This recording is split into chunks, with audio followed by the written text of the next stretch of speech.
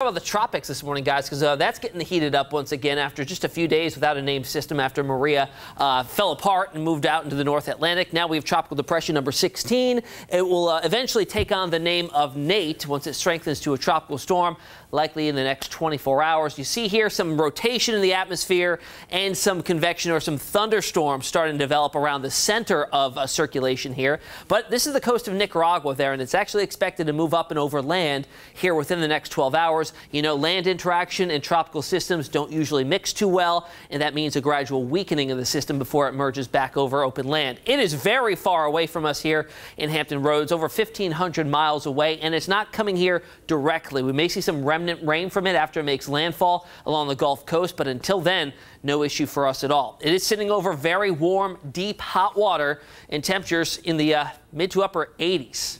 That's extremely warm for ocean temperatures, 2 to 5 degrees above average. Here's the official Hurricane Center track. There are some changes to it as of the 5 o'clock advisory. Again, over land, still is a tropical depression today. When it reemerges back over open, warm waters, it is expected to strengthen into a tropical storm named Nate. Moves north, possibly a secondary land interaction somewhere around Cancun and the Yucatan Peninsula of Mexico. But then it is over the open waters for a long duration of time of the Gulf of Mexico, which are also very warm, and that should prompt a strengthening to a Category 1 hurricane before it makes landfall somewhere just to the west of New Orleans, all the way to the east towards Panama City. That cone of uncertainty there could track anywhere within that, and this is noticeably shifted to the west from yesterday evenings that had it over much of the panhandle of Florida there, so we'll watch it closely. Our setup until then, very nice and pleasant, also warmer. High pressure moving offshore, winds coming in out of the south, and that's going to push us up into the 80s today, and really for the next 7 days, we're going to be well above that average of 75, mid-80s through the weekend and into next week. Also Sunday night through Tuesday is when we have the potential of seeing some of the remnants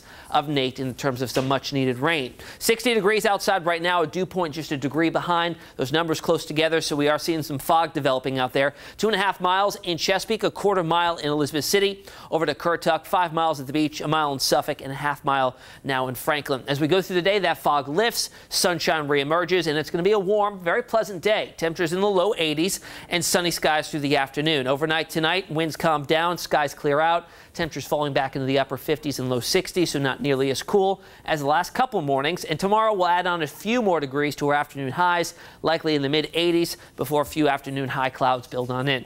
So 82 today, morning dense fog giving way to mostly sunny skies and warm conditions this afternoon. Tonight we fall back to 65, mainly clear, certainly not as cool. And here's an early look at your weekend. 85 both days, better half in terms of more sunshine on Saturday, increasing clouds. I think very isolated chance of a shower in the evening, all dependent on exactly where Nate tracks after making landfall somewhere along the Gulf Coast.